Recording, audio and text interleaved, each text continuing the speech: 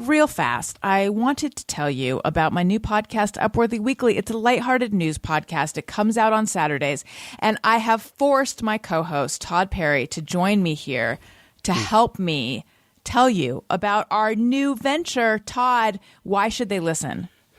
Well, I mean, a lot of people, they think, oh, it's the Upworthy podcast. It's just going to be sunshine and it's going to be unicorns. But you know what? It's really not that. Allison doesn't have the ability. She doesn't have it in her to actually be that person that I thought we were hiring when we did this show. But clearly, after just a couple episodes, the facade dropped. Okay? I thought, she's doing the Upworthy show. It's not going to be like, oh, neurotic, cynical Allison, but no, she's there. So, I try to counteract that with some of my good vibes.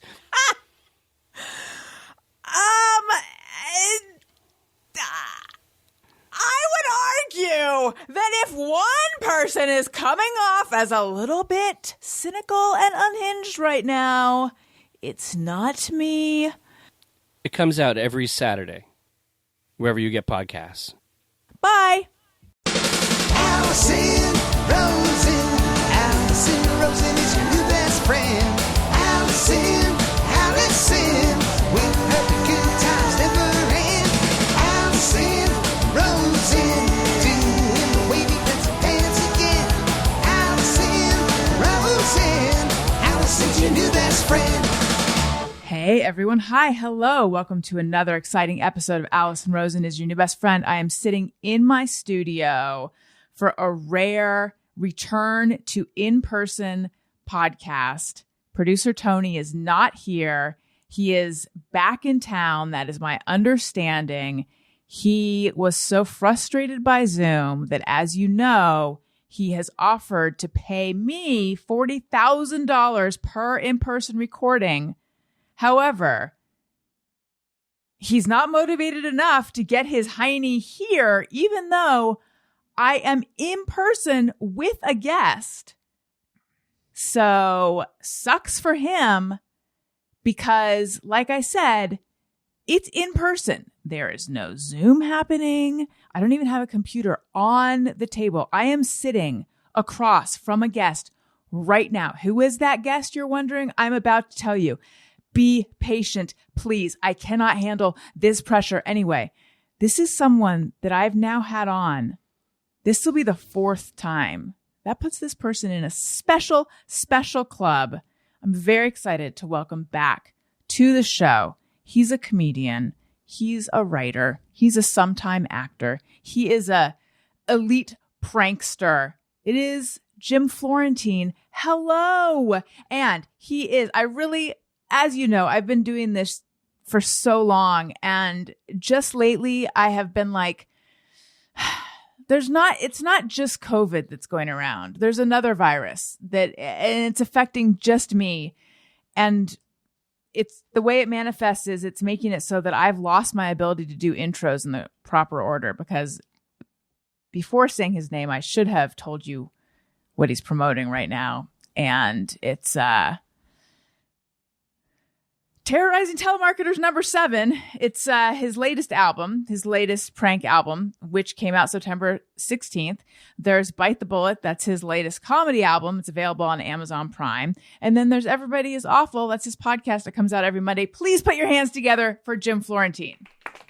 Hello. Thank you. Thanks for I can't believe this is the fourth time I'm on. I know. Wow. I know. I feel honored. Yeah. Welcome back. Yeah. Thanks for having me. It's been a while, though, because the last time you were on, I was incredibly pregnant. And when you walked in, you met the product of that product. That makes it sound like a bag of giblets or something. You met who I was pregnant with, my son, who's now 5, which is insane. So it's been 5 years. Yeah. Because I haven't been out here since like November 2019. That's my first time back. I usually come out every few months for a few days, or whatever. I live on the East Coast. But so, wow, I didn't know that was 5 years ago. I remember you being pregnant the last time we did the podcast. And then I saw him. I'm like, how old are you? He's like 5. Like, damn. I know. Yeah. He was born. So it was like, I must have been very, very pregnant. Because like I was saying in the house, I know that it was sort of a shortish interview because I had to leave to go to the hospital to go to an Ask an Anesthesiologist class. So that would have been in like my 8th or the very beginning of the 9th month. Right. So yeah. And now he's 5. And then I also have another one. I have a 3-year-old. So that's a good age difference, 5 and 3, you know, and then that's perfect. Yeah. I only had the one, but he's 12 now. He just turned 12, but no, it's great. And you got 2 boys. I got a boy. I love the, you know. Yeah. And you gave me advice too. You said, whatever, you know, blanket or stuffed animal or whatever he attaches to, get a bunch of them, because invariably he's going to like leave it somewhere and then it's going to be a problem. And do you have a few of them? Yes. Yeah. Yes. Although it's more Owen. That's the second one. So you met Elliot. And then there's also Owen, who's the 3-year-old. He has a particular little blanket that he likes. So we have a few of those, but he knows the difference. Right. You can't switch him in and out. He'll know. He knows, but he likes all of them. He's just aware of which one's which. Okay. All right. Yeah. So it works. So it's okay. But he does have, what were the things that your son was attached to? Yeah, still his blanket. He's still, like when he's at my house, I'm divorced, he'll still have his blanket. Right.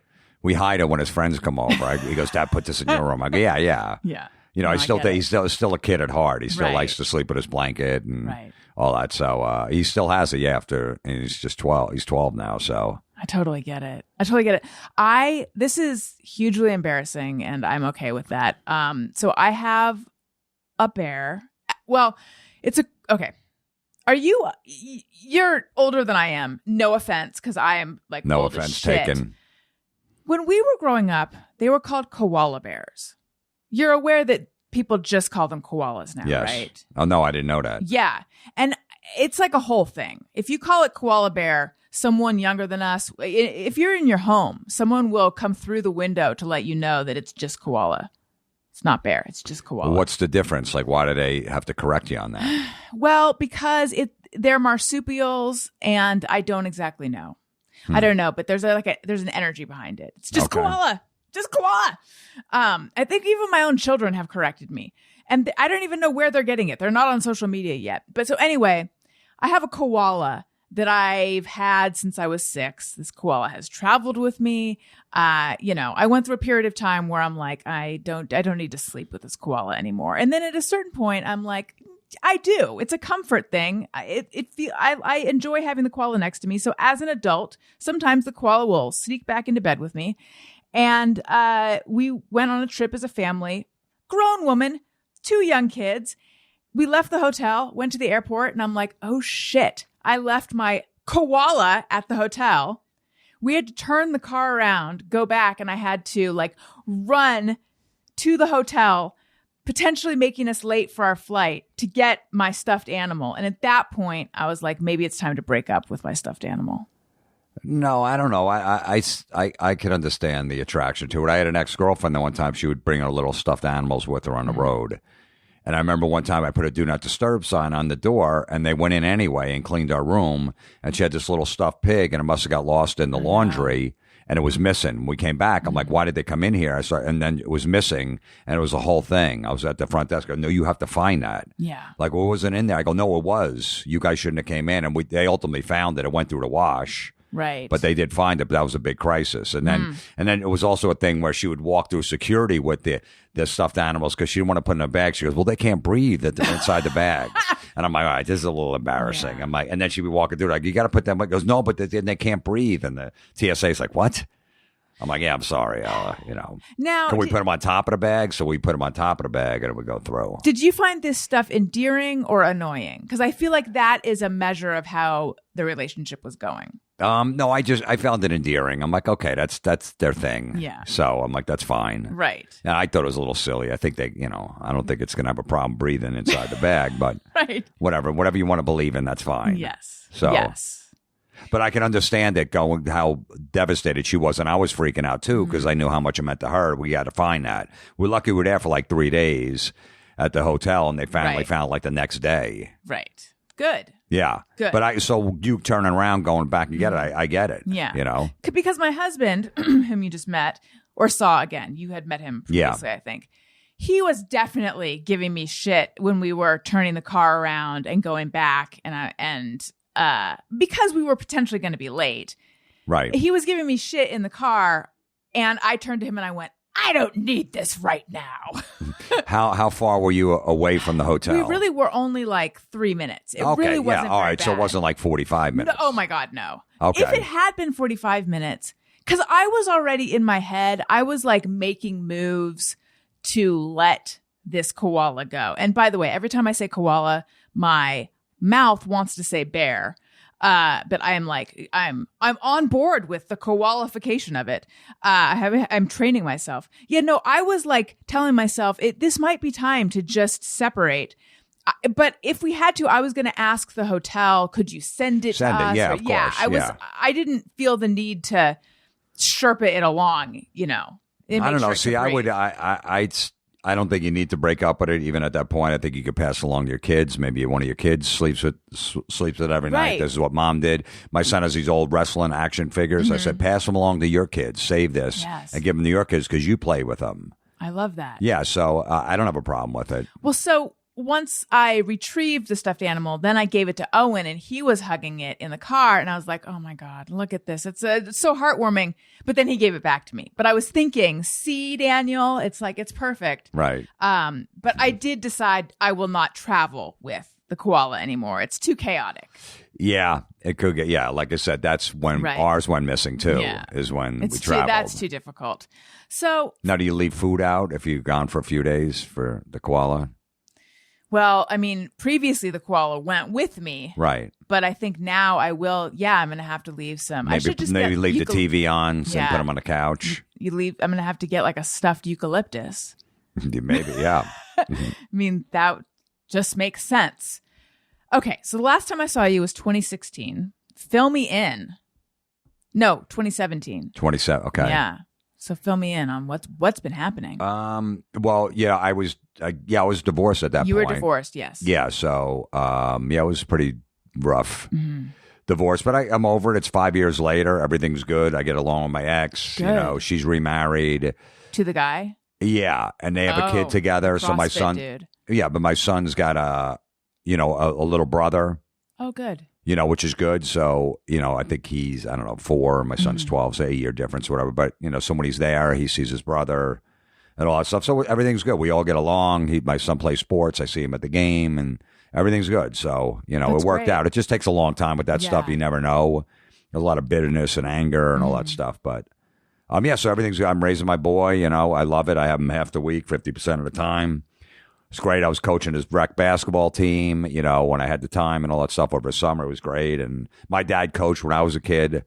So I always want to do it. It's tough as a comic because usually the games are on the weekends and I'm working, but I wound up doing it. So, and we live in a great community. He's got a ton of friends. It's awesome. Yeah, I just love to watch him flourish, That's so great. He's very popular. All the kids like him. I always just tell him, just don't be a dick. It's pretty simple. Just don't be a dick. Yeah. But now he's in the girls. He just went into middle school. So now he's in he has this one girl that he's liked for like 3 years, and he was going at the end of after in the 5th grade. He's like, "Hey, we're going in the middle school." He texts her. He's like, "You want to be my girlfriend?" And she brought back, "I'd rather just be friends." Oh, yeah, and he was hurt by it. What'd you tell him? I said, first of all, I had to break it down in a boys' term. I said, listen, you're going in the middle school. Now, all your friends, they can eat lunch together. Like in elementary, it's all strict.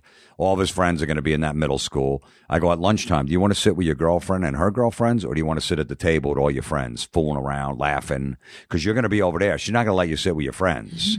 She's going to want her boyfriend there. So you're going to be looking over, man, they're having fun. Luke's got to sit with his girlfriend. So that. He goes, I didn't think about that. And then 2, look, there's going to be 10 times in your life where you're going to get the girl, and there's going to be, maybe, or 5, 10, and you're not going to get the girl. This time you didn't get the girl. Yeah. So, but then the next time you will. And it sucks. It does, because it messes with your emotions and stuff. So I said, get used to it. You're only 11. You're going to have a lot of heartbreak in your life. He's blonde hair, blue eyes. He's going to be, I tell him, you have to treat women with respect. I always tell him, if you have a girlfriend and you want to go with somebody else, you have to break up with her first. No cheating. There's no reason to. And just be honest. If you want to date somebody and you want to date somebody else, just say, look, I don't want to commit. So I'm teaching him all that stuff. And then when he's around his friends, that we have some really great parents that live in the community that they're high school sweethearts. It's a great marriage. I go, look, you see what's going on here? That's a good marriage. So just absorb this. There's no tension. There's no chaos or any of that stuff. So I'm trying to teach them the right thing. That's good. Yeah. That's good. So I saw a clip. I haven't listened to the podcast, but I saw a clip of you saying that you lost your virginity at 18, but you didn't jerk off until 21. Yeah. Is that true? Yeah. That's crazy. Well, it was strict Irish Catholic. I come from a family of 7 kids. Yeah. So, first of all, I mean, I had my 2 brothers in the room. We were in bunk beds. My other brother's on a cot. So there wasn't a lot of room. So it wasn't, you didn't have a lot of personal space. And it was just, went to Catholic school and the religion and the Sunday, and I was an altar boy, all that stuff. And it just, that guilt just wears on you. So, and you just felt like you were going to go to hell, anything you did wrong. Right. So it just wasn't even on my radar at the time. I was kind of a shy kid too. So I didn't, the first time I got laid was like right about 18, like a month before I was 18 is me and my girlfriend. She was a virgin at the time too, whatever. But then at 21, that's the first time I didn't do it before. I just it wasn't, I would always look at dirty magazines and all that stuff. We'd always do that stuff as kids, but I just never did. And I just felt like I was going to go to hell because that's what they pounded in your head. Right. Even to have sex with a girl, I was going to go to hell too, but I was like, I don't care. This feels good. After the first time I did, I'm like, man, this feels good. I told the story. I said I used to wear a cross, a Jesus cross. I would take it off and stick it in my sneaker and then shove the sock in front of it so Jesus couldn't watch us have sex. I felt bad. I'm like, oh man. I thought maybe the socks, the stuff in the shoe was he's not going to be able to see. Yeah. That's how messed up that religion gets you. Right. And then when I did it the first time, I felt so bad. I felt like the biggest loser. I remember the next day just walking around, people are looking at me like, what a loser. Why'd you have to do that? Yeah, it was crazy, and then at some point, like, all right, if this is what it is, I'm going to go to hell over something, so I might as well just have fun. Mm-hmm. But it really messes with your head. Right. You know, it takes it to an extreme. Meanwhile, all the priests are doing all this shady stuff, all that stuff's going on, but we got to, Yeah. How much guilt did you feel over premarital sex? Not as much as masturbating. I felt that guilt over that too, but not as much because I was like, all right, what am I going to do? I'm not going to wait. I'm not going to wait, to get married to have sex. The testosterone as a boy, all that stuff. So, but no, the guilt is just incredible. I even see like women in their 40s now or 50s, they still have that Catholic guilt. It's really weird. Yeah. Like they won't even masturbate. I'll talk to them. I go, no, I don't do that. I don't need to. No, that's just, no. Right. They still have a hang up over that. Right. They still have a hang up of being a little wild in bed too. Still, I'm like, after all these years, you didn't get over? No, it's not my thing. Yeah. No, I don't need to do that. It's gross. They won't watch porn. It's weird. Yeah. It's interesting. My friends who went to Catholic school or who were raised Catholic, all of them have like intense. Everyone I know who was raised Catholic has that intense guilt. It's just in Catholic school, would they like specifically talk about masturbation? Not at all. No. So your parents didn't talk about it. My parents didn't either. So you didn't know. You basically had to learn on the street. No, they never talked about that stuff. So then how did you know that it was so bad, quote unquote bad? Well, because, one of the commandments is... Spill your... Go ahead. It's not, I don't know exactly how they word it, but it's basically no premarital sex. I see. So you have to be a virgin to be, and then, the masturbation is part of that too. You're going to, that was taught. I don't know where exactly I heard that, but that you go to hell if you do that. So you basically just supposed to have sex just to make babies. Right. And that's it. No birth control. Right. I don't know how many times my parents had sex. It might have just been 7. There were 7 kids. I don't, but my dad had a Playboy magazine, which was weird. My mom was super religious, way more than my dad. And just that she let that in the house because when they would go out to dinner, I'd go through the drawers and I'd find it. I'm like, oh, he'd hide it under all of his clothes. And I'm like, oh, look Is at that this. what you were looking for when they'd go out? Yeah. You just, I don't know, you mess around your parents' bedroom. Right. And I found it one day. I mean, he had a subscription to it. I guess it was coming to the house or maybe he bought it at a newsstand and brought it home. But I was surprised that my mom would let that in the house. Right. Do you think she knew? She must have. She knew. She knew because I remember one time she cleaned out the bedroom or whatever like that. And me and my brother were in the garage. I was probably like 14 and we were looking through the old Playboys. They were in the garbage can. She goes, bring that garbage out to the front by the end of the driveway. The garbage men are coming tomorrow. And we saw them and we're looking like, whoa. And I had the whole centerfold open and my mom walked in the garage. And we're like, oh, sorry. And we threw it in there. She punished us for like 3 days. She wouldn't even talk to us. Oh, wow. She goes, go to your room. And it was like the silent treatment and all this stuff. And we felt bad too. Like, oh man, she didn't go, what are you looking at that? She didn't say, that's your dad's. We're throwing it out. Nothing. It was just like, go to your room. We're like, oh man, we got in a lot of trouble. And then what was the punishment? Just be grounded in our room Right. and staying in our room. Like when we got home from school, we had to go in a room till 6 o'clock for dinner, do our homework. Then we had to go back, stay in a room. How does all of that kind of guilt affect you today? It doesn't, because it doesn't. I probably about 25 or 26. I'm like, I'm not living my life like this. I'm not feeling guilty about every move I make. I'm sorry. I'm just not gonna, I'm gonna try to do the right thing. And if it doesn't agree with what you wrote in the book from years ago, then so be it. So did you have like a, no pun, come to Jesus moment of like I'm not gonna be Catholic anymore? Yeah, pretty much. I think I probably went to church until my 30s. I would still go, but then at some point I'm like, oh, what am I doing? It's boring. Like if they made it more exciting, I might still go. It's the same thing, the same friggin' lines. Then he does a little sermon in the middle for 10 minutes or something, maybe something a little different, but at least make it fun. Right. So it's like, it's to me to go in there to recite the same thing. And it's like, I got to the point where I go, all right, so if you ever cursed that you didn't confess, like if you get out of confession, suppose you got a clean slate. And if someone shoots you as soon as you get out of confessional, you'll go to heaven because you just confessed all your sins. But if you get in your car on the way home and someone cuts you off and you go, fuck, and then you crash into a tree and die, you go to purgatory because you cursed. That's not a mortal sin. It's a venial sin, it's called. I go, so if I get out of church, I just confessed I'm a good person, and I crash into a tree because I said, fuck, then I'm not even in heaven. I go, you know what? I'm done. I can't live up to these expectations. Right. Well, it's just science. Yeah, exactly. Yeah, but I guess God saw me do that. There's a lot of people out there, but he heard me say fuck in my car. So I was like, all right, this is silly. This is silly. I'm just going to do what I got to do, and whatever happens, happens. There's nothing, And your siblings and parents and stuff, how did they feel about, or did they know that you were like, I'm done? My mom did, yeah, because when I stopped going to church, she was really mad. I see. Yeah, she was like, why don't you go? And I'm, I was sometimes, like, because Mass on Sunday would be like an hour. And I'm like, I didn't have an hour. I just, I'm hungover, I'm drinking, I'm 20 years old, 21, we're at parties. The only thing I want to do is get up and go to church. Right. So I stopped, but then I found this church that I was living in this town. On Tuesdays, the Mass was only like 25 minutes. There was no sermon in the middle. I'm like, I could do 25 minutes. I'm a comic, 10:30 in the morning or whatever. So I'd go there.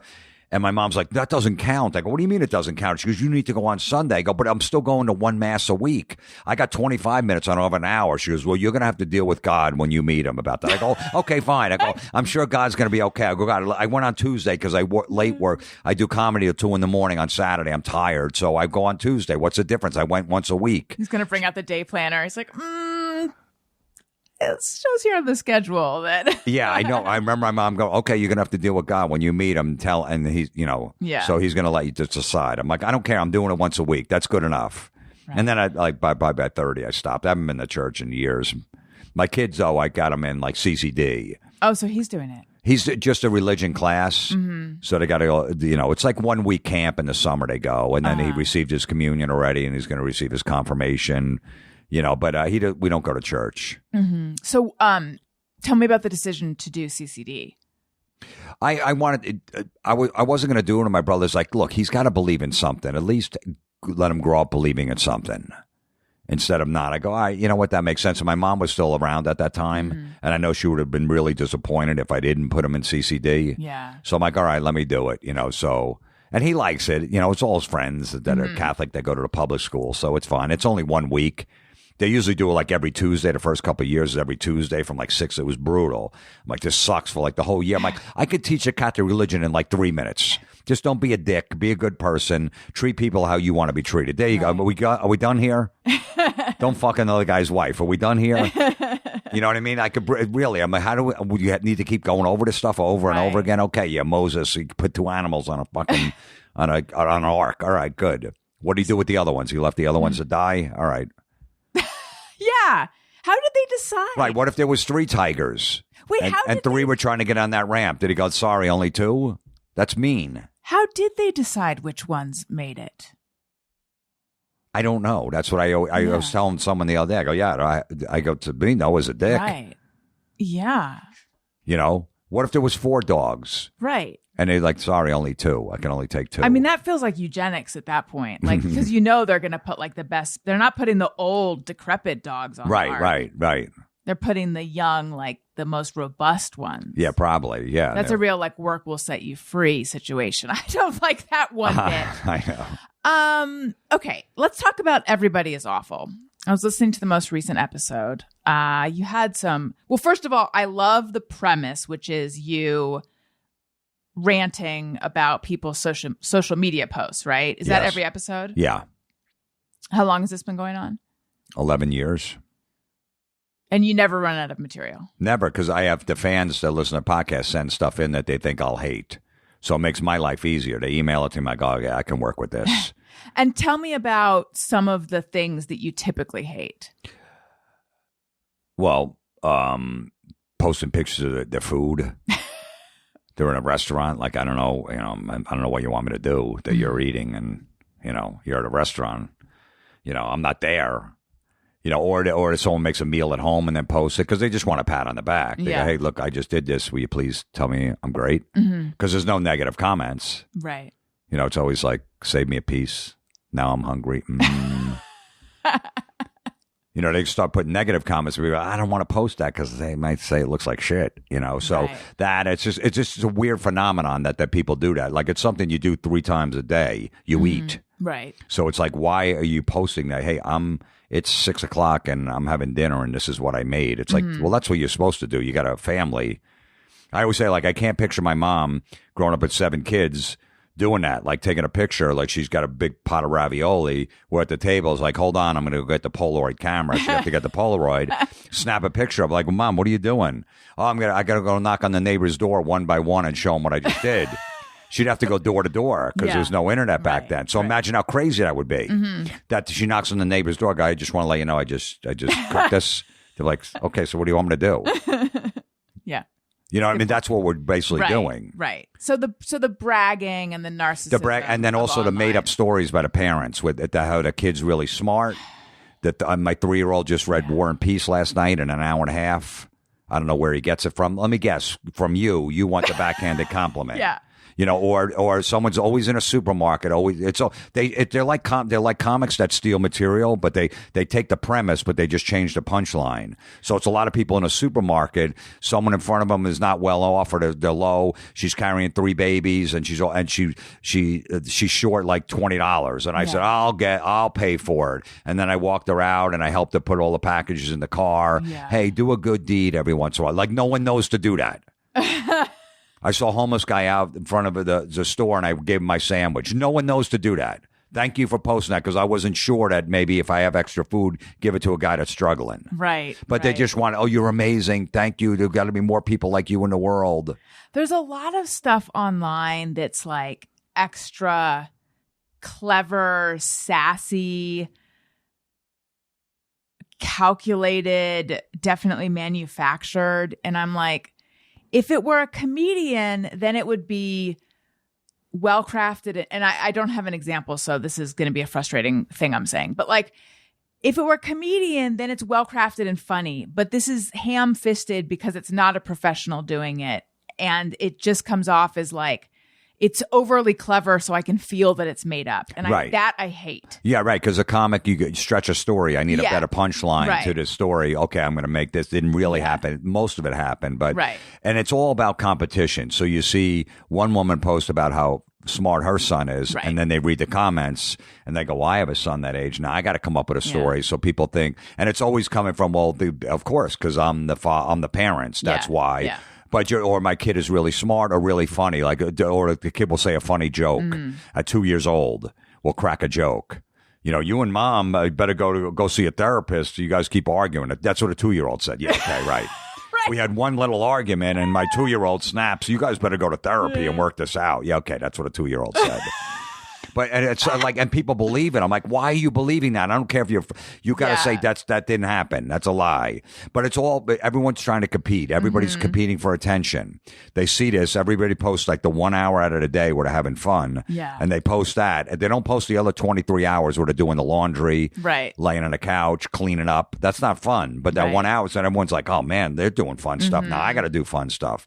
I feel like I got to compete. That their kid said something smart. Now I got to have my kids say something smart. It's really sick, is what it is. Does social? I actually am quite affected by other people's social media, and it can make me feel very low. Do you have that?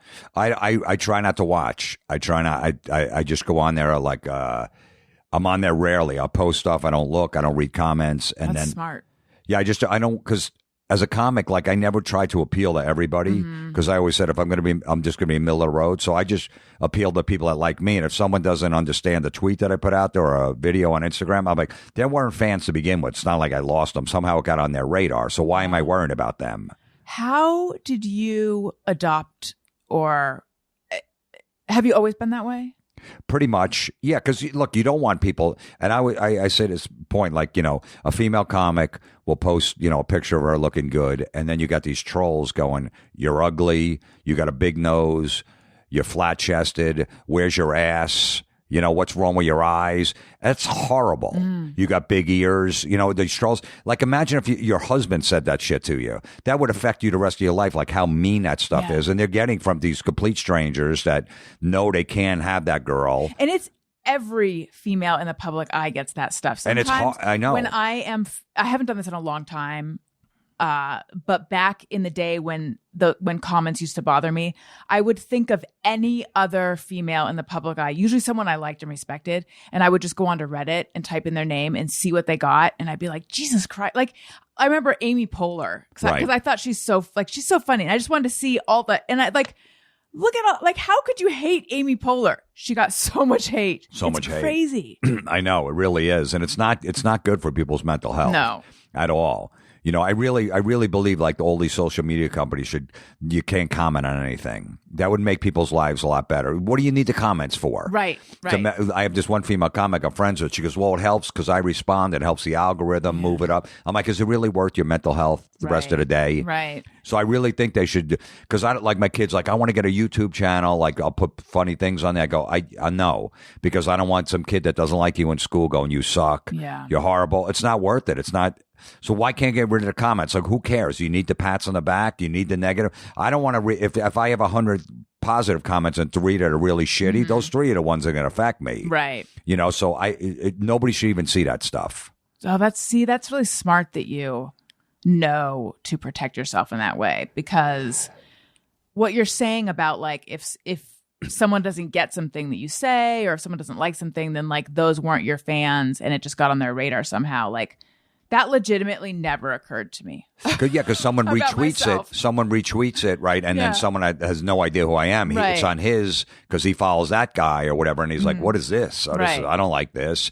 Meanwhile, I gotta go coach my kids' basketball team. I can't worry about some troll somewhere going, "You suck. You're never funny." I'm like, I don't want that on my radar, as I go, because it does completely take you away from your family. Like, I'm speaking from personal experience. Like, Daniel will be like, "Hello," and I'm like, up my ass inside my own phone, like responding to something. Like, what you're saying, as smart as it is, legitimately never even occurred to me. Because if someone misunderstands something I said and takes it a negative way, I will feel the need to justify and explain myself, and it's so stupid. Because oftentimes it's a bad faith argument from them. Like, they're just trying to get a rise out of you. They're trying to get a rise. Exactly. And you're going to fight with them. Like, on social media about it. It's like, look, there's a great book that I read called The 4 Agreements where. Oh, yeah. I think I have that. I've just never read it. It's great to go back. It's an easy read, too. It basically, don't take anything personally. It has nothing to do with you. Someone cuts you off in traffic and then gets out of the car and starts screaming at you. Like, it's your fault. He goes, that guy, that whatever's going on in his life, that has nothing to do with you. It's not your fault. He might have just had a fight with his wife and she's going to divorce him and he's angry. Like, you can't take that personally. It's tough. Like, it's easy to say, but it's really good. Like, and don't make assumptions on things. Like, don't make assumptions that, because everyone's overthinking, and overthinking leads to depression. You're overthinking a situation. Sometimes it's just like, this is what it is, that I'm not going to overthink the situation. Because whenever you overthink a situation, you always think the worst. Yes. And it's a complete opposite. Right. Like a comedy club, I'll email a comedy. I'm like, hey, man, I want to get a date back there. Let me know, And he doesn't get back to me for like 4 days. And I'm like, what did I do wrong? Yeah. I thought I did good last time. Did I say something to him? And then meanwhile, the 5th day, dude, I just got back from Costa Rica. I was off the radar. Absolutely. What weekend you want? I'm like, why did I do that for 4 days? I know. And like right now, there's a couple guests that I am intending to have on my podcast, and they've reached out. And the reason I haven't booked them is because I'm just I'm sort of trying to figure out some things about like, how am I going to deal with these particular dates of like, it has nothing to do with them. I am 100% going to book them. I just have a few balls in the air, and I'm like trying to sort out what's going on with these dates, but they could very well think that I'm not booking them. Right. Absolutely. In fact, like it was like 12:30 last night, and I was thinking like, I should just email this guy and be like, just wanted to let you know I'm for sure going to book you. But then I'm like, that is a weird time to email someone I don't know, very well. But like, that's true. And I'm like, I'll just choose a date today, which I haven't. But yeah, it's funny. Yeah. Overthinking. You never overthink yourself into a positive place. No, and it's always something. You always go to like the darkest place, like the worst thing, and it's rarely is it the worst thing. Yeah. No, it never is. It never is, but you always go there. Like now you're trying to figure it out, and it just messes through your head. I'm like, I need some peace in my life. And even if it is, this is where I get to sometimes though, even if it is the worst thing, that news will come to you on its own. You don't need to figure it out. You don't need to seek it out. Right. Like there was something recently where I had thought myself into like, I have not heard from these people in a little while. What if that means a big rejection is coming? Should I email them to like take the temperature? But I don't want to, because if that rejection's coming, that's going to be shitty. So if that rejection's coming, I'll find out eventually. And there's nothing I can do about it. So I'm not going to reach out to them. And I weirdly like had peace about like the inevitability of it. And of course it didn't happen. Because I was imagining it anyway. Yeah. Yeah. But like really this thing where we're all trying to read the tea leaves is just, we're just making ourselves crazy. No, I know. And it's so easy to get in contact with somebody. So when they don't, they're like, well, then there's got to be something wrong. When it was just a phone, they had a house phone. It was like, all right, well, they'll get back to us when they can. Yeah. So it makes it like at any time through any social media you follow, they could, how come they didn't message me? Yes. There's too many ways to get in touch with everyone. There's way too, absolutely. Way too many. When we last talked, you were saying that you do not do any research of potential girlfriends. Online. No, and I still don't. You still don't? No. So I you're should. You're just not an online person very much. No, I should. I probably should. But I'm like, I always say, well, hey, whatever happened in your past, happened in your past. But I probably should, research, because I'm like, there's a lot of red flags. Why all of a sudden does this person change now? Right. I don't know. For some reason, I just go in with a clean slate. Like if someone did whatever they did in the past, I'm like, I wasn't there, so I can't get mad. If some girl says, well, I slept with 50 guys, I'm like, what am I going to be mad? I wasn't around. Right. I wasn't with her. Mm-hmm. So am I going to hold that against her? I'm not, if I'm okay with it, I'm not going to hold it against her. So, right. But no, I still own it. I probably should. Well, I'm trying to think like what information you'd find online that would indicate. Maybe, even if going through her Instagram, looking at pictures, all that stuff, right. Maybe someone that dated her, and then I could ask, hey, yeah, what's the story with this person? Yeah. So, but I just don't. I don't know. I just like, because I'm like, let's just go in and see what happens. But then ultimately, you probably get burned because people aren't going to change as they get older, too. They are what they are. Yeah. It's like you want to be trusting, right? You don't want to be. You want to be, but, and everybody puts up a front in the beginning, of course. Everybody's the greatest. And then all of a sudden, slowly. Yeah. The real person starts slowly coming out, What kind of front do you put up? I really don't. I'm pretty much myself. I just tell them right off the bat, like what I am. And I don't really put up a front. I don't go do goofy things because that's what you're supposed to do. I'm not going to go kayaking with you.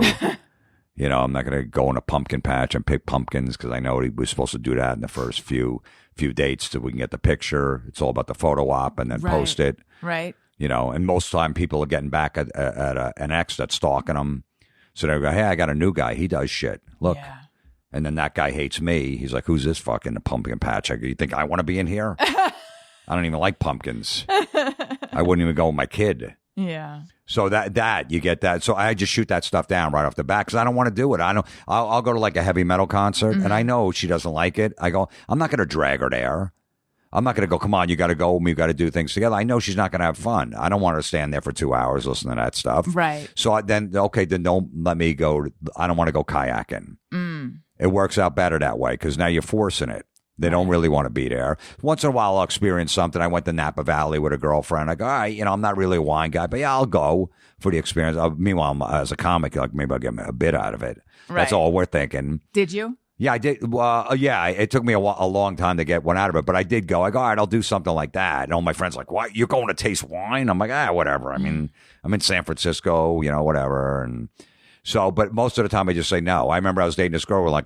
We're down in Florida on vacation. She's like, hey, there's an art museum tonight down in Miami. You want to go? I go, no. She's like, why not? I got it. It's just like pictures on a wall. What are you going to do? Just stare at them and then what? She's like, yeah, but I don't know. It's interesting. You don't see I'm like, not really. It's like, really? You don't want to go? I go, nah, I'm just not going to have a good time. I go, let's go to dinner. Well, we got a place on the beach. We'll hang. We'll fucking tiki bar, whatever. All right. But I just had to I go, I'm not going to have a good time. So I just go, no, I'm not going to do it. I don't want to, oh, yeah, that looks good. What is that, a sunset? All right, great. Can we get out of here? Where's the free wine? Let's talk about terrorizing telemarketers. I love the addition of COVID and masks and the vaccine and all of that. Oh my God. I mean, the thing is, I'm sure that I've asked you this before, but I have to ask you again. How do you not break? How do you keep a straight face when you do this? And you and Don Jameson, do you guys even look at each other and smirk during this at all? Or when you do crank yankers,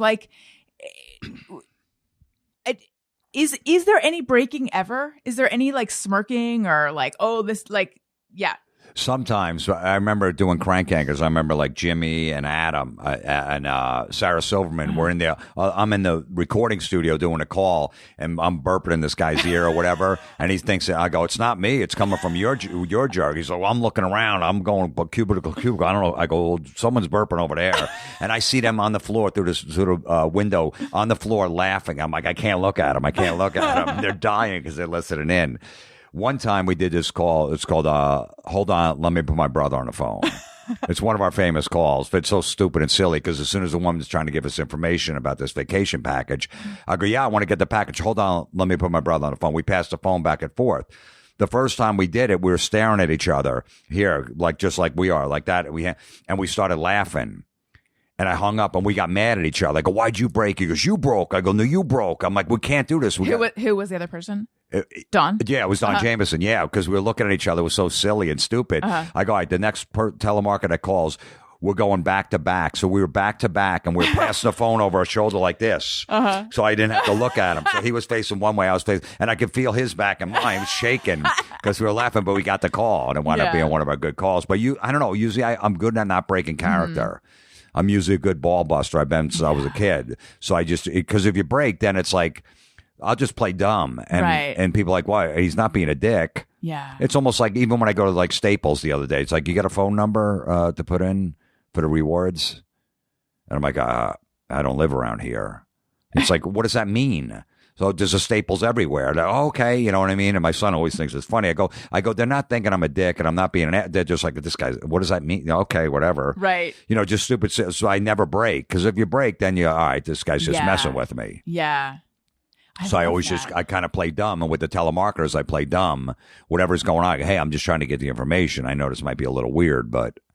I love that response to just make it so, for any telemarketers listening, I'm sorry, but just like make it so weirdly difficult for them to get their information that they just give up. Well, because I always end up giving my phone number or a fake phone number because I am a people-pleasing kind of person. And of course, I've been through enough transactions in my life that I know exactly what they want. Right. So I just know how to give it to them or alter it, Yeah. But I never like think to play dumb. Like I remember you said that, when they ask for a phone number that you'd just be like, oh, my girlfriend's really jealous. She doesn't let me have a phone. Oh, yeah. I said that to a girl. I remember it was an auto parts store. Yeah, my girlfriend's really jealous. I can't. She goes, no, it's not because I go, look, I can't. She's super jealous. I just started dating her. I like her a lot. She's like, I swear. I go, look, I just can't take that chance. I'm sorry. I just love that. But I'm not laughing. So she thinks, oh, this guy's serious, Yeah. So one thing with the telemarketers, they usually have like 10 people in a row, curse them out, go, don't ever call here. I'm on the do not call list, whatever. They finally get to me and they're like, whoa, we might have something. I could have possibly have a sale. 10 people in a row just cursed me out. Now this guy's on the phone, right? Something weird's going on, but I'm staying on. And if you don't curse or tell them you don't want the product, they can't hang up because they got a supervisor listening in. Yeah. So I always know that I never curse. And I don't tell them I don't want the product. I'll string them along. But I think they're just happy to get a live person on the phone. They go, I'm putting up with a lot of shit, whatever this guy's doing, but I could possibly get a sale at the end. And did you guys go to, did you go to a state where, or no, you can record it anywhere? Yeah, Crank Yankers, we had to go to, like, it's a one-party consent. Right. So we would do the calls out of Nevada. As long as one person knows they're being recorded, you're fine. Which is so weird. I know. That back in the day, that I don't know if you remember that Linda Tripp woman.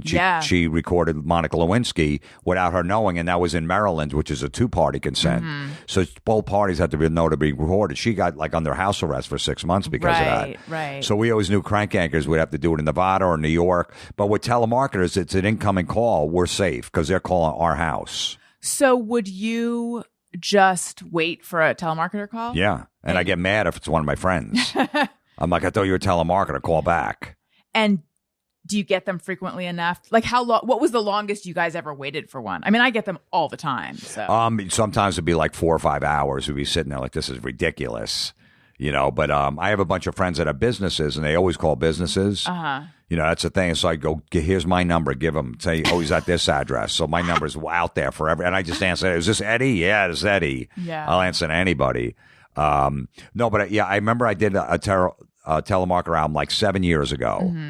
I hooked up my home phone, and all these companies were calling because they call right away, like it's an active number. And if you pick up, they're selling these mailing lists, your phone number or whatever. You put your phone number out there, it gets out there. I disconnected the phone after I was done with the album. Like during the pandemic, about September 2020, I decided to do another one because I was bored. I get the home phone hooked up again. As soon as I plugged it in, like 2 minutes later, the same companies from 7 years ago were calling me, like a local gutter company. Oh, my God. This mortgage, Plymouth Rock Insurance, the same companies. I'm like, what were they doing for 7 years? They were just dialing this number. Like and then roto-dialing or something. It's crazy. That's so weird. Same companies. That's so weird. Yeah. Has anyone ever figured it out? What? Like, oh, you're the guy who does the Yeah, I've a few. It's like, is it just Jim Florentine? Is this Crank Yankers? Yeah. I get that once in a while. Like one out of every 20 calls. Yeah. I'm like, I don't know what you're talking about. And then I'm like, all right, I hang up. I'm like, that's not a good call. Do you and Dawn decide ahead of time what the prank is going to be? Sometimes we'll have a general idea. Yeah, like there was one on the new album where I go, the woman calls, I go, yeah, she goes, you okay? Can you talk? I go, yeah, I'm in a restaurant right now. I'm just going to have some lunch. But yeah, I could talk. What's going on? And then Don comes over at the waiter, and he keeps pushing these lunch specials on me, and he won't shut up. And I'm trying to get the information. He keeps babbling. And I'm like, all right, dude, can you just, I'm on the phone. Give me a second. He's like, but, we got this turkey club with mayo. And he said, keep going. I go, miss, can you talk to him? Because he's driving me nuts. Why would I hand my phone to the waiter? So I handed it to him. She's like, listen, he's just trying to get the information. He's not ready to, he doesn't even have a menu. He goes, no, I have the menu right in front of him. I'm just giving him the lunch specials. She's like, can you give him a couple minutes? I'm trying to give him information. He goes, but my boss is going to yell at me. She goes, put him back on the phone. And I get back on. He starts again. I go, miss, talk to him again. So now I got her involved. She's like, stop it. Stop. He goes, can you give him this one lunch special? See, he gives her the special. So it gets so silly. Yeah. Yeah. What I love is the the inevitable turn where the telemarketer is irritated with you and trying to get you off the phone. And I mean, not that this always happens, but I'm thinking of like the first one where you're like trying to keep them on the phone. Like, always. We get a lot where they want to go. I'm like, what do you mean you want to go? And it's like, oh, you, the telemarketer, are tired of your time being wasted? Right. I know. What? I know. It happens all the time. I'm like, listen, I go, it's never, because whatever's going on, like, let me call back. I go, no, this is a good time because I have to go to work in a little bit. So this is perfect. Yeah. It's always a good time, even though there's chaos, whatever's going on. Right. We have this one. It's called Fiance. It's on Terrorizing Telemarketers, Volume 7. It's 18 minutes and 1 second. It is the darkest, saddest. The premise is I pick up and it's a guy selling me a mortgage and I go, oh, that's perfect. I'm looking for a mortgage. I'm getting married in a couple of weeks and me and my wife are getting a new place. So we need a mortgage broker. He goes, oh, perfect. And all of a sudden he goes, all right, good. So I set that up. I go, excuse me, can you hold on? I got food coming to the door. So I pretend I go to the door to go get the food. Don Jameson picks up. He goes, hello. He's like, yeah, who's this? He goes, oh, this is his roommate. He goes, oh, you were just talking to my roommate. He goes, yeah, I'm trying to sell him a mortgage. He goes, yeah. He said, he's getting married in a couple of weeks. He goes, yeah. He goes, yeah. He goes, I don't think he should get married. Don says to the mortgage guy, he goes, listen, man, I don't know. I'm just trying to sell the guy a mortgage. Is he there? He goes, no, he's still getting the food. He goes, Don goes, look, I got to be honest, man. He goes, he shouldn't marry that girl. He goes, I had an affair with her like 2 weeks ago. And the guy's like, whoa. He goes, all right, well, look, man, I'm just trying to sell a mortgage. I don't know what the hell's going on, but put him back on. He goes, all right, listen, here he comes. He goes, can you tell him real quick? Because I'm afraid to tell him. Can you tell him? And he hands me the phone. I go, hello? He's like, yeah. I go, you just talking to my roommate? He goes, yeah, whatever. I go, okay. And he doesn't tell me right at that point. Then a minute later, Don picks back up. I go, hello? He goes, yeah. He goes, yeah. He goes, did he tell you? I go, did he tell me what? He goes, sir, did you tell him? He goes, no, I didn't tell him. He goes, well, you should tell him. I go, tell me what, sir? And he breaks it to me that my roommate had an affair, and for the next 18 minutes, he counts us like what kind of friend would do that? And he's like, well, he's saying stupid. Well, she was really hot, and he's like, what does that mean?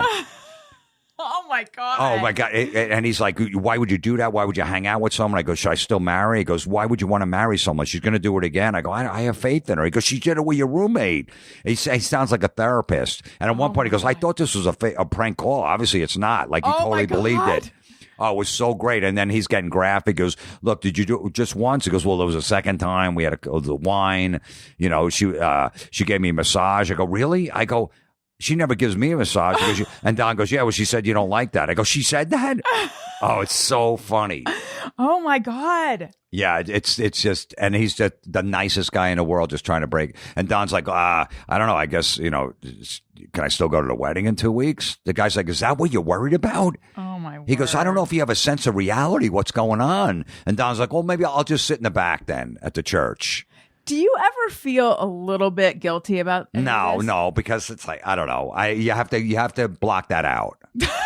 but is it in you to be blocked out, or do you not even feel it's in me. It's in me to block out. Because when you're in the moment, you just got to go. I remember we were doing the special ed character from Crank Yankers. We had a famous actor in there. He's a famous director now. I don't want to say his name. Maybe he'll put me in a movie one time. But anyway, he felt so bad because I was special ed and he was going to be, I don't know, maybe my dad. And we're trying to, and halfway through, he goes, you know what? I can't do this. I'm sorry, miss. This is a prank call. I'm sorry. I thought I could do this. I can't do this. And she's like, excuse me? He goes, yeah, this is a show. I'm sorry. This isn't real. And he walked out. He's like, I can't do it. Oh my God. I'm making a note to ask you who it is afterwards. Okay. Yeah. But so he, and I'm like, I get it, you know what I mean? But you have to commit to it. This is what I got to be laser focused and I can't worry about it. Yeah. No, I've had ones where, a woman left work early because she was so upset. Oh, geez. What was that about? This was on Crank Yankers. I was pretending I was driving. Like, yeah, I'm driving. I deliver pizzas on these back roads. Okay, all of a sudden, boom, boom, boom, boom. They put some tire screeching in or whatever. Like, what happened? I go, oh, I hit something. She goes, should I go? I go, no. I go, let me see. I go, oh, I get out. Oh, it's a deer. She's like, oh my God, are you okay? I'm like, yeah, I'm fine. But yeah, it was a deer. I go, can you tell me about the water bill? Because I got to get this thing. And she goes, okay, you sure? I go, yeah, sure. I'm going to call back. I go, no, just do it. So she goes back into her pitch about the water bill. You owe this, whatever. And then all of a sudden you hear, help me. Help me. Oh, my God. And the woman's like, sir, who is that? I go, it's the deer. She's like, no, it's not. That's a person. I go, nah, it's the deer. She's like, oh, I hear something. Help me, please. I'm like, she's like, what's going on? And I go, miss, all right, listen, you're in on this. Okay, you can't tell. She goes, I'm not in on this. No. I go, listen, I didn't see him. I go, please, I'm driving on a suspended license. Please don't say anything. She goes, I want nothing to do with this. And I go, hold on, I'll take care of this. And I got 3 gunshots. Oh, boom, my God. boom, boom. And I go, okay, so what about my water bill? She hangs up. And when they call back, she left work early. Like they call back a few hours later to get permission. And she was so upset she left work early. I felt bad about that one. She still gave us permission for the call. But she's like, wow. She's like, whoever that guy is evil. I remember she saying that a person from Crank Yankers to call back. And I'm like, all right, whatever. I got to commit. Wait, sorry, she said that to who? To like, they would always have someone call back to get consent. Hey, you're on a prank show. Will you be on the show? They have to get permission. Wow. But like, it's like evil. Yeah, but it's like an actor in a scene. You know what I mean? You have to be in the moment. Yeah. Whatever the scene is. If you have to be physically violent with a woman, right? What are you going to do? That's part of the scene. That's what you have to do. Yeah. No, I wasn't asking if I was not asking if in the moment you feel guilty. I was just saying, like, in general, what is your feeling about sort of making people believe these kinds of things? I mean, yeah. I mean, if you break it down, I mean, especially when you're doing like an outgoing call, like the Crank, because you're just bothering people. Like the incoming, it's fair game. They're calling me to my house, my privacy taken away. So, but yeah, the outgoing you can. And I do these hidden camera pranks where you're messing with people, and I mean, but I'm like, all right, sorry. What are the hidden camera pranks? We did a whole bunch. Like I did a pilot for Comedy Central. We're trying to bring it back. Actually, it was called Meet the Creeps. Yeah, we went on our own hidden camera. Like I went to a restaurant. I made when the guy comes around for fresh pepper, I made him put pepper on for like 35 straight minutes. He went through 3 pepper mills. All my friends are sitting around. No one said a word. You need more? Yeah, no, I need more. I need more. More? He's switching his arm. His arm got tired. And at one point, I go, hold on. The pepper was covering the chicken. Like half. I go, turned it over. Can you start on this side now? So do stuff like that. And then at the end, when we got permission, they go, we just already liked a lot of pepper. Like they didn't even care. Right. I mean, I guess we helped that we left him a big tip. Yeah. But he's like, they brought another guy in because that guy's arm was tired. Then he's coming in, doing a pepper. And so we, pull pranks like that. Mm-hmm. Right. Well, that stuff, I would say that like the pepper thing there's nothing traumatizing about that. Right. Versus like the shooting a person. Yeah, that was, I know. I probably went a little over the line with that. You're evil, so what are you going to do? Well, I didn't even tell you about the one where the cops broke down my door. I feel like tell me. It's ringing a bell. I had my friend there, Chuck, with my girlfriend at the time, and we pretended when the telemarketer called in the background, you just hear her screaming, and he's whatever, and she's like, what's going on? I go, my friend just gave my girlfriend a home abortion. And she's like, what? I go, yeah, it's around the holidays. I'm just trying to save a few bucks. He's got a tool chest. He said he knows what he's doing. So just don't worry about it. She's like, what are you? I go, yeah, just give me the info, whatever she was calling for. And she goes right into a pitch and she's yelling, ow, ow. And he's like, oh, don't worry. Hold on. Ow, ow. He's like, I just pulled an arm out. It was horrible. It was horrible. I don't know what I was thinking. And this is like when you were young, right? No. No, not at all. I was a grown man. Okay. Yeah. Somehow that makes it better? I don't know. Mid-30s? Okay. Yeah, it's no reason to do it. You know, as a 16-year-old, yeah, maybe. But no, this is mid-30s. Okay. Yeah, you were in the... Go ahead. So, it lasts about 3 minutes. The woman's horrified. She hangs up. Little did I know she has my information in front of her, my address. I don't know where she was calling from, like Boston. Mm-hmm. She calls the local police and said that someone was giving a home abortion, a woman screaming, yelling. I went out. Me, my girlfriend, and my friend, like, let's go to Starbucks. We're just sitting there laughing, whatever. But I come back like an hour later. My door is busted in. The local police kicked open my door because they thought someone was bleeding upstairs because no one was answering. And they went around, walked around like that. I come home, all my neighbors are out front. The door's off the hinges. I go, what happened? They go, oh, there was ambulance, EMS. They had ambulance, EMS workers show up, like 3 cop cars. And then I went down to the police station. I go, hey, listen, you guys were on my house. It was just a joke. And like, you thought that was a joke? And I'm like, yeah. I filled out a whole form. Like I just said, hey, they go fill this out to get a statement. And then I wound up getting charged for like a disorderly conduct. I had to go to court. What? Because they said, first of all, he goes, you realize that if that that was a prank call. I go, look, I didn't tell the woman to call the cops. She goes, if that EMS truck was going down that little street like 60 miles an hour, if they killed somebody, you're responsible. But she called you, didn't she? She called me, and then she believed it. I go, she believed it. I go, it's not, and that anyway. Seems fucked up. So and then I had to go to court. I had to get a lawyer. I was actually, I could have got 6 months in jail. Because this is bothering. I don't know how, but all I know, it was one of those disorderly conducts where I had to go to court, so I had to get a lawyer. And I remember, like, I was the first case. It was packed, the courthouse, and the judge is like, "You did a call. Were your friend was?" They called you. I know. I go. I didn't want to argue with him. Right. And you pretend you're giving your girlfriend, your roommate, a home abortion. He goes, "You think that's funny?" And you're on Comedy Central because Crank Yankers was on at the time. And is this what you pass off as comedy? Oh, did you think that? And meanwhile, I'm biting my lip like a little kid getting in trouble. I'm like, I don't know what I was thinking. I'm really sorry. I don't know what I was doing. He's like, this is horrible. This is horrible. Do you feel any remorse? I go, absolutely.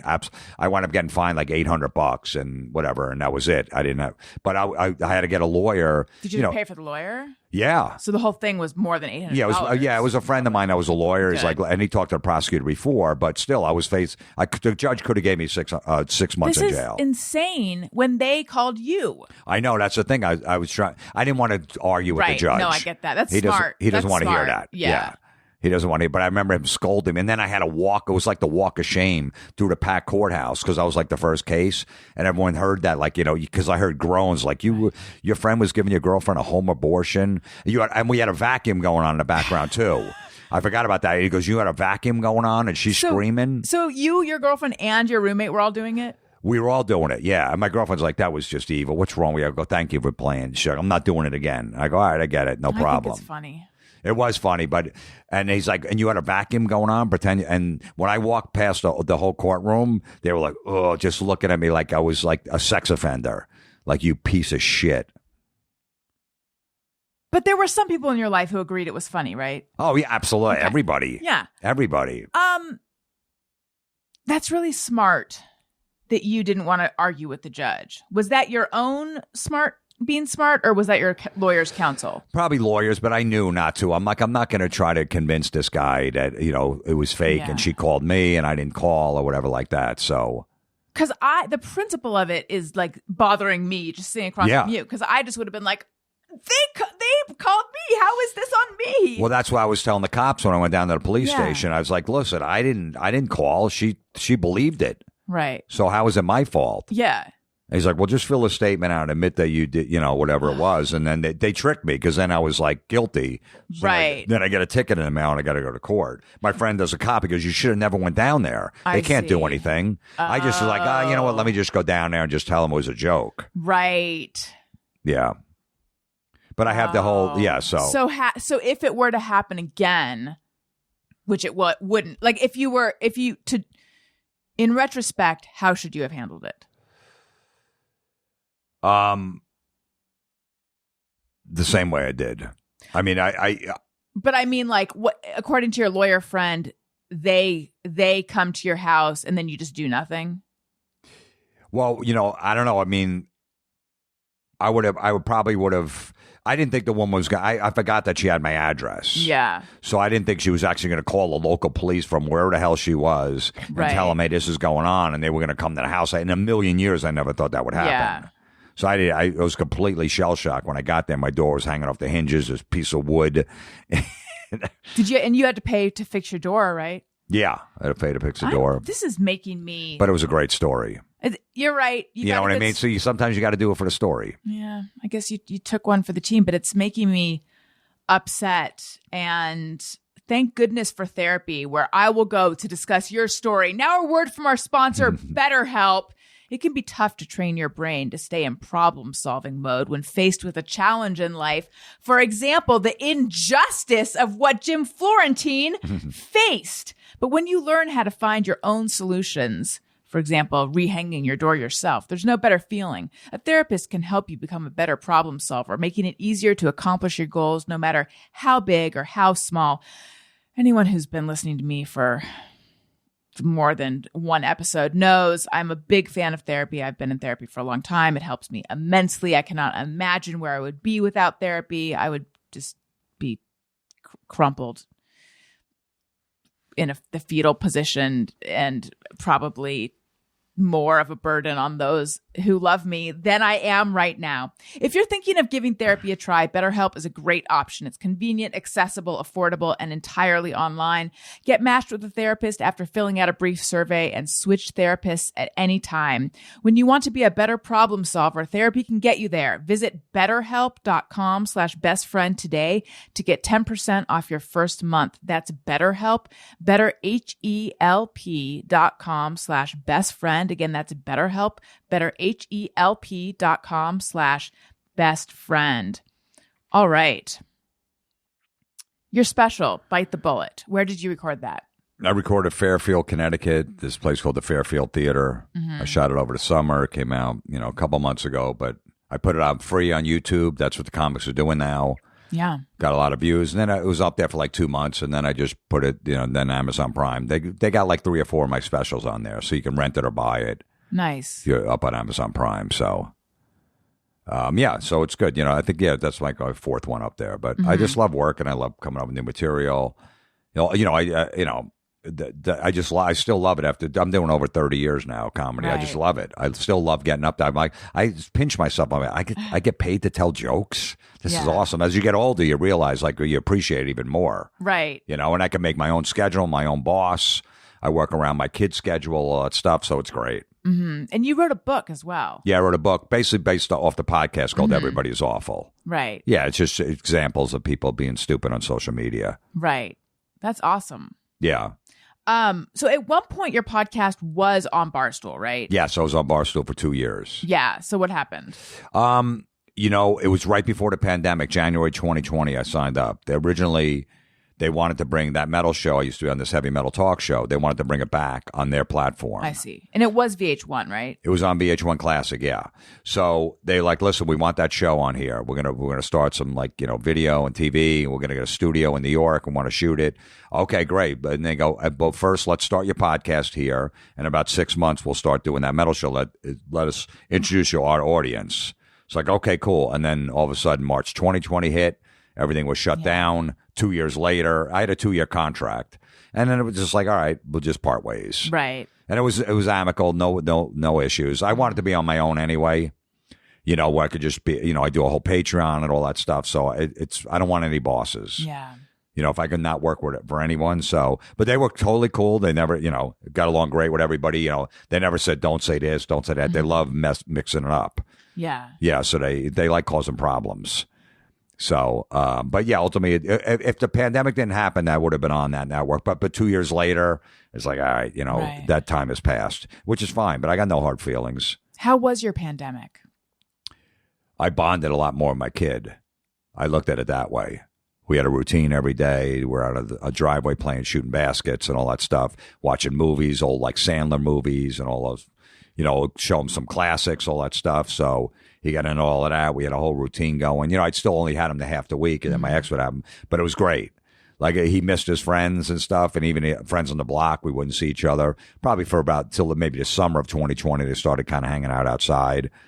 But it worked for us. Like I really felt like super close to my son. We were doing all these little projects, so we were helping redecorating the basement and stuff like that. I put up all this memorabilia I have. He helped me with it and stuff. So it was a good time. Like I really bonded even more. And it was like, this is cool. We go to bed at like 8 o'clock the same time, wake up at the same time. I put him in the bed. He goes, are you going to bed now too? Oh. And he's like, come on, you're going to stay up. Then I'm going to get up in the morning. You're going to still be sleeping. What am I going to do? I don't know. Figure it out. And then we had to watch the same TV shows. And if I watch, he goes, don't watch them when I go to sleep.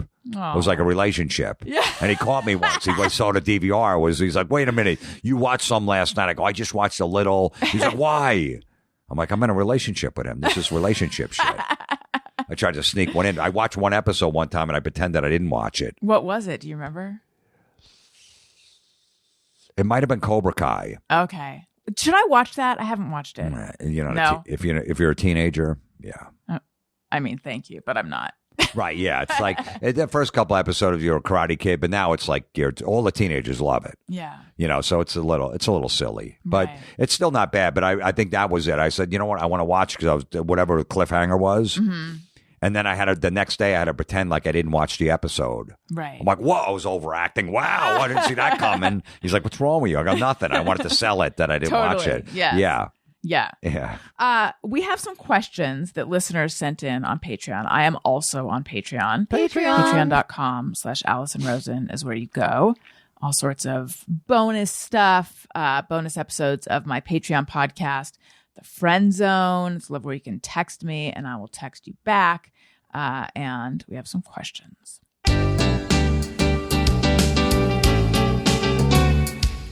When we ask, they send them in. They're wondering how you have been. So thanks so much for answering these questions from our fans. Okay.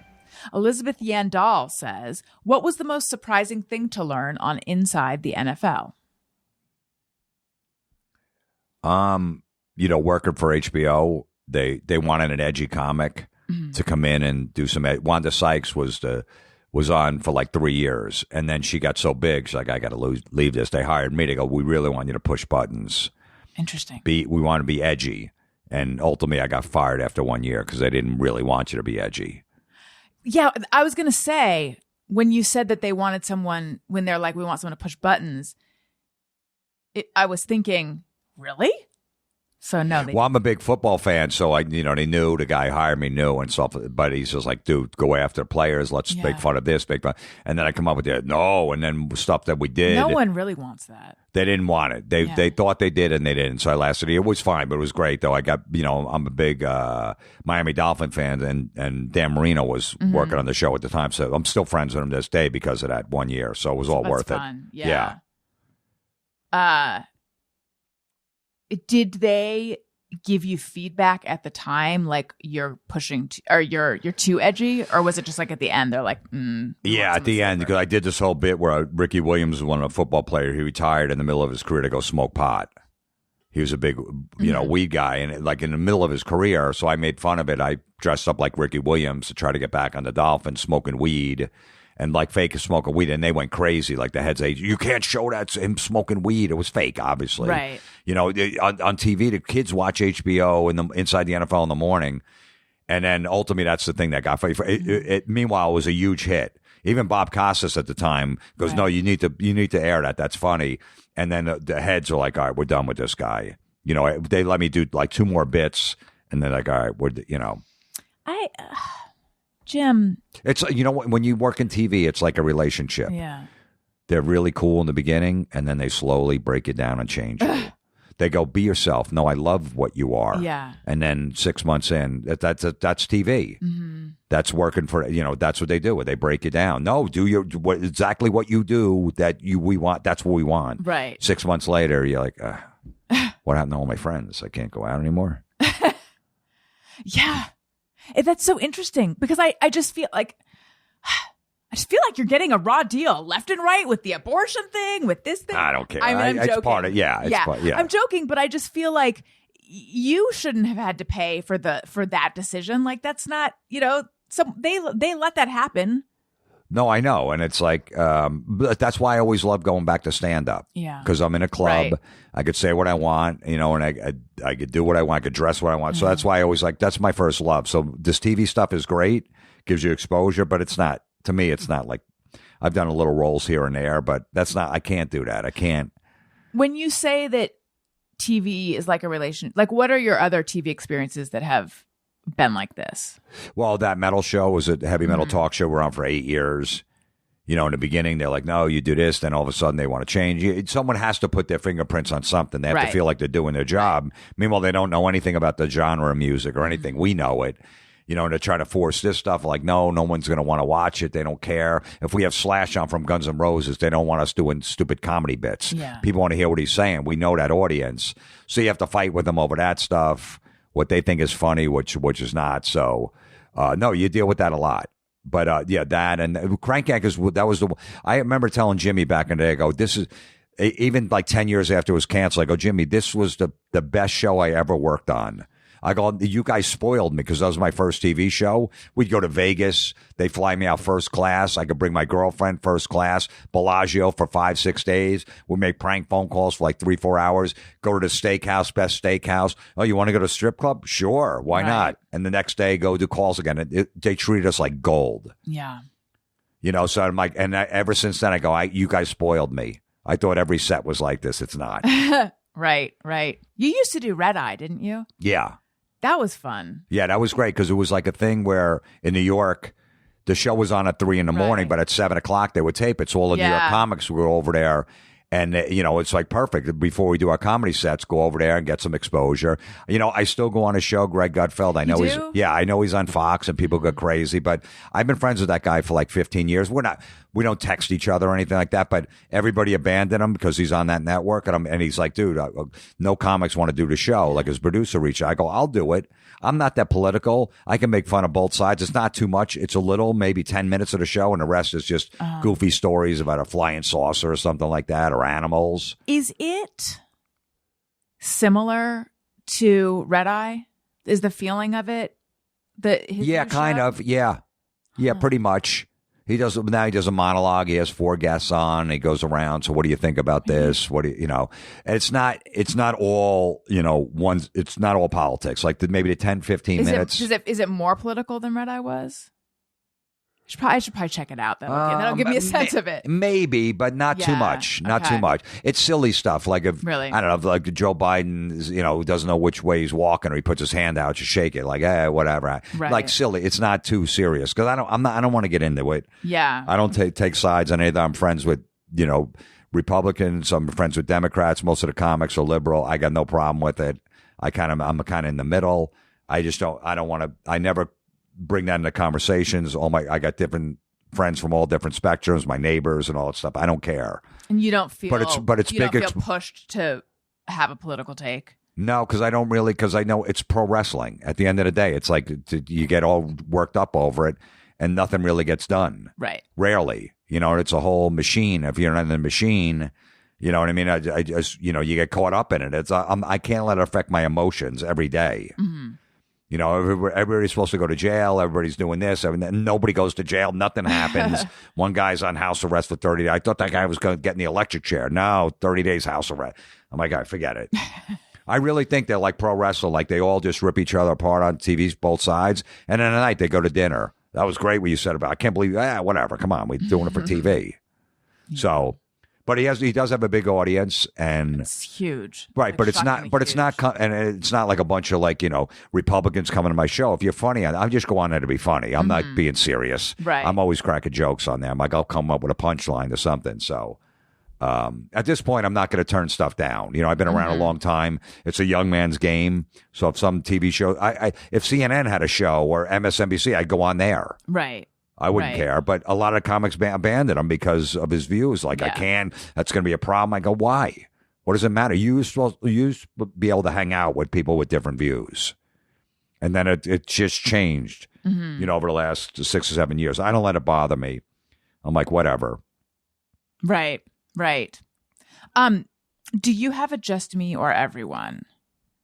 This is a segment where people write in with things they think or do, and they wonder, is it just me or is it everyone?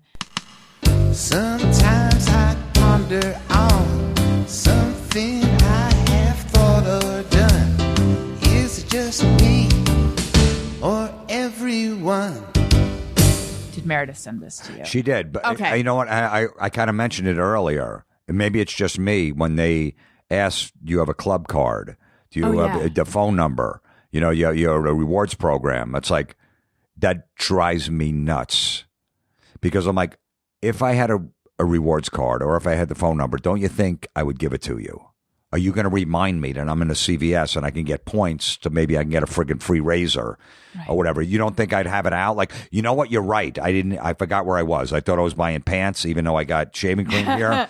But yes, and it drives me nuts. Like, I can't answer the question. Yeah. I won't answer. I'll pretend I'm doing something else. I'll be, how does this credit card work? Do you have a rewards card? The credit card, I think it's broke. No, you got to hold on, sir. Okay. It drives me nuts. I don't know if it drives everyone else nuts. But I know it's the manager telling them, make sure you ask if they have a rewards. You want to sign up? No. Yeah. It drives me. I'm telling you, I tense up when I'm like, please, just don't ask me, please. That doesn't drive me nuts. But what drives me nuts, and we talked about this last time, but it does drive, and you said it doesn't drive you nuts. It drives me nuts when I'm checking out at the grocery store and they say, did you find everything okay? That one, I don't like that one either. Oh, see, you said that you don't mind it that much. I've been hearing it. I've been hearing it a lot lately. It drives me nuts because I feel like if I say, like, what is the point of, it drives me nuts because I feel like it's manipulative, because I feel like they're coaxing me into they want me to think that I had a great shopping experience. Like, I never looked at it that way. I mean, I'm probably being really highly cynical, because the truth is, if I say, like, actually, no, I didn't find everything, are they going to go help me find it? Right. No. They're going to go tell the people behind you in line, hey, listen, I'm going to go walk her to the produce aisle to find the friggin' carrots. I feel like they're trying to get me to be like, yes. And then I'll walk out being like, I found everything. I'm so stupid that now I think I had I don't know. It's a weird question. I went into one of those Five Below stores. I don't know if you have them out here. No. It's almost like a dollar store, but it's a $5 store. Oh, interesting. So me and my son walked in there like last week, and the guy goes, welcome to Five Below. And I just looked over. And it bothered me for like 2 hours. Did he welcome you to the store? Yeah. He was the cashier. We walked in, and it was like right over there, welcome to Five Below. He might have said, the nerve of him. He might have said, let me know if you need anything or whatever. And I just kept walking. I go, why did he welcome? I know where I'm like, for what reason did he do that? Just friendliness, probably. But it's not, because it's not coming from, but you think the guy's really friendly? No, some manager told him, okay, now I'm going to come back here. I was going to go to, Four Below. Some other Four Below to get it, but that guy, welcome to Five Below. Now I feel comfortable. Yeah. I do a thing on my podcast, Yelp reviews, when people leave like a 1-star Yelp review, and a lot of them, they go, I went up to the hostess and she didn't even smile. She didn't greet us with a smile. I'm like, that's what you were worried about, right? Like she was just like indifferent. And she didn't even smile, greet us, to bring us to the table with a smile. Who cares? That's what you're worried about. And they'll put that in the review. Right. I'm like, that's insane. I don't need that guy saying welcome to Five Below, and I don't care if the hostess, as she's walking by the table, she just starts shitting and I'm stepping in it. I'd be like, all right, well, she had to go. I wouldn't even care about that, let alone that she has to greet me with a smile. Right. I don't need my ass kissed. Maybe that's what it is. And I don't need that guy telling me welcome to Five Below. I'm still mad. Now you got me riled up over it. I know. My God. Jim Florentine, it has been such a delight having you on the show. And I've been doing mostly Zooms, so it's been even more delightful having you in person. Oh, thank you. On the show. Thank you. I appreciate it. Thank you. Tell everyone where they can find you, what they should look out for, etc. Okay. JimFlorentine.com is my, I'm touring all over. Tour dates are there, but my comedy special, Bite the Bullet, it's on Amazon Prime. You can rent it or buy it. And then also Terrorizing Telemarketers. If you like prank calls, if you hate telemarketers, you'll like this stuff. Your kids can listen to it. There's no cursing on or anything like that. I have 7 volumes out of these Terrorizing Telemarketers, wherever you listen to music, wherever you get your music. I was like crying, laughing. I want you to listen to that fiance call when you get a chance. Yeah, I will. But you need, when your kids are asleep, like it's intense. Yeah. Like you need to be, just it's 18 minutes and 1 second. I cannot wait. And if you like what you're hearing, or even if you don't, please make sure you're subscribed. Tell a friend. Leave us a nice review on Apple Podcasts. 5 stars, please.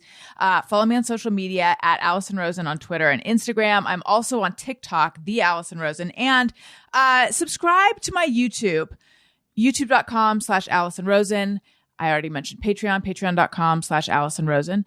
And shoot.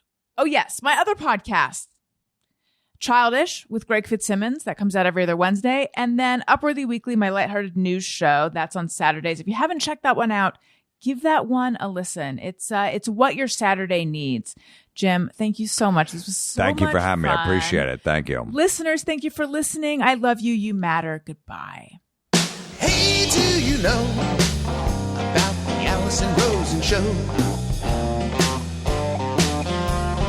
We had a good time, but now